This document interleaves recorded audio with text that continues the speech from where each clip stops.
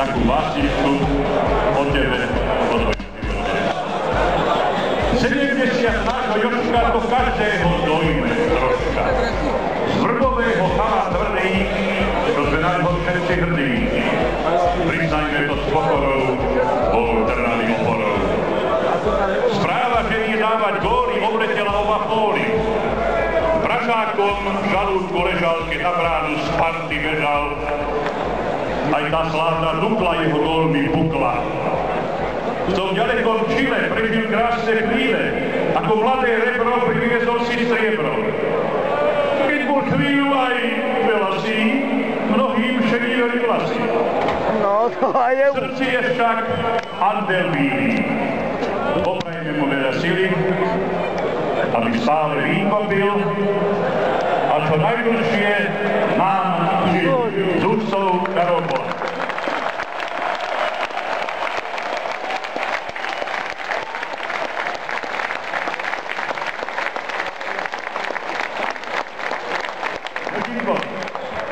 Len krátko, lebo nemáme veľa času, až v čase beží. Na svoj prvý zápas si šiel na bicykli 5 km, vyhrali ste 11-0, dal si tuším 7 gólov. A naposledný si šiel čím? Na prvý si šiel na bicykli a na ten posledný Peško. Sem na tento štadión, podelne v mojom srdci a prajem Trnave a našim fanúšikom verným, našim sponzorom, našim veľkým priateľom, aby už konečne bol tu majster ligy. No, veľmi dúfajme. Prvý ligový zápas hrali Jožko v Brne. Prvý ligový gól tých 170 dal 59. tu v Trnave proti Červenej Hviezde, hlavatému, tuším, z 10 metrov, tak nejako týči. Stále máš rád špagety? Mám orekové buchty. Ja. A vyješ tomu všetkému? Víno pasuje k tomu. Smiech začne ti líčka, smiech schová žiaľ. Do tvojho sníčka dá ti dar, dar, ktorý v nás rozhojáča tá srdc. Smiech zohreje ústa, smiech je náš dáš, žiaľ sveta ústa, niekde nahrá kapela týrna, čardák mu srdc.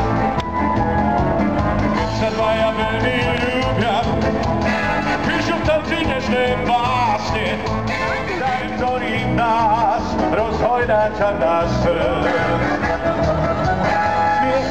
Zohreje ústa, smiech je náš dáš, žiaľ smedná pusta, niekde nahrá kapela kýrna, čardáš mi srdc.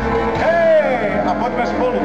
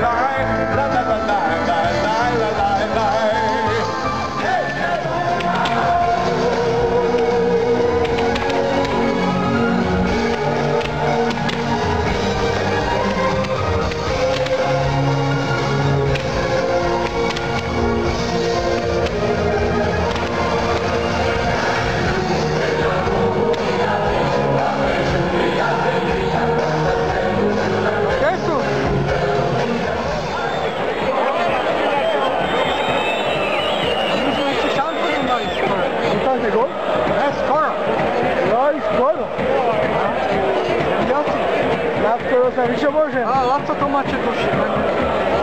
Laco Tomáček sa cvičuje, kúkaj, ne? Padlo to do brány a uznal to rozhodca. Skús opísať tú radosť, keď sa chalani na teba nahádzali, bol to víťazný gól? Myslím si, že takto som ešte v živote nemal, ale toto keď to musel úplne úprimne uznať a to už som odohral nejaké zápasy, dal som nejaké góly, ale naozaj potom to som mal asi môj život radosť. Gól možno aj pre Jozefa Adamca pri tých oslavách?